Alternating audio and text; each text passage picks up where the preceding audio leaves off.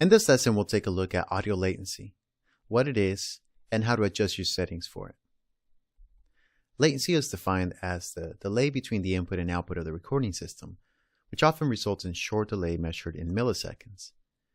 And briefly, this is the amount of time it takes from the signal or the sound to travel from, let's say, your voice through the microphone, through the hardware interface into the computer, to be processed by the computer, back out of the computer to your hardware interface and into your headphones. This amount of delay, called latency, often disturbs the timing and performance of the talent. So imagine you're playing a piano, and every time you strike a piano note, you're also hearing a doubled note, and it can be very distracting, and we'll listen to that in a minute. And in this diagram, you can see that latency happens at multiple stages. There's the actual hardware interface latency.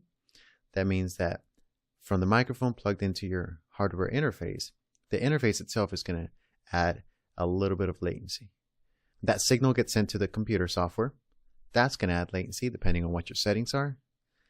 The computer software is going to send that signal back into your hardware interface, which is going to add an additional latency until finally you're able to hear that on your headphones or your speakers. Now, some interfaces handle latency better than others.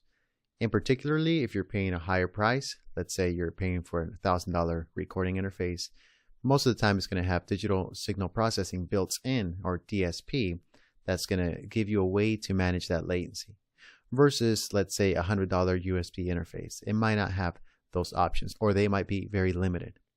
The Universal Apollo, for example, is a high-end interface that offers built-in digital signal processing. And this allows you to create a mix to your headphones or to your speakers before that signal gets sent into the recording software. And this is low latency monitoring. Now, even though there is no such thing as zero latency, this low latency monitoring solves the problem of latency.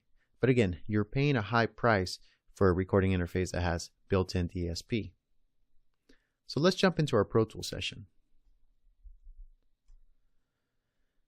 And here I've created a mock example. And what I mean by that is that I have a click track that's an audio wave, and we're going to be monitoring that into another track here called a monitor track. And we're going to monitor the signal at two different buffer sizes. So to get to our buffer size settings, you're going to go to Setup, Playback Engine, and under Hardware Buffer Size, you're going to choose 128 samples. Now, the reason we're not choosing 32 samples or 64 samples is that even though they might bring the latency down very, very low, it's going to be a strain on your computer CPU. In other words, the rule of thumb is that a lower buffer size is going to minimize the latency, but it's going to put more strain on your computer processing power. Whereas the opposite is also true. A higher buffer size is going to create more latency, but it's going to be easier on your CPU.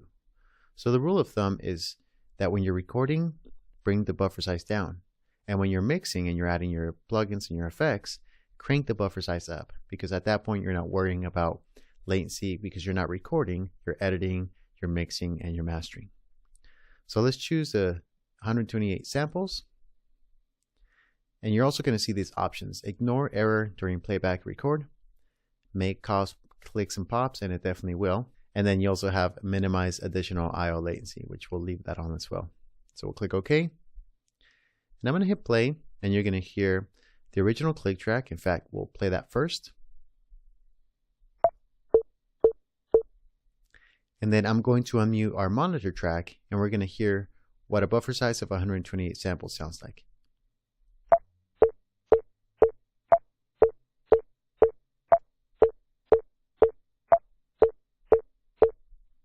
So you can hear a very short echo happening after each click. Now let's crank up our buffer size to the highest setting. We'll go to 1024 samples and click OK. And now listen to what happens.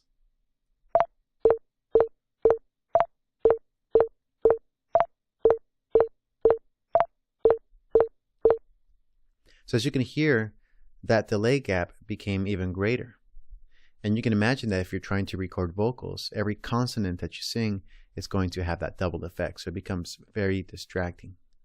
So as I mentioned, it's a good rule of thumb that if you're going to be recording, you want to bring the buffer size down. And if you're going to be mixing or editing or adding a lot of plugins, then you're going to crank the buffer size up. But I also mentioned that some interfaces offer built-in digital processing that manage the latency for you, but you are paying a higher price point for those latency-free options. So that's how latency works, and that's how you can minimize it.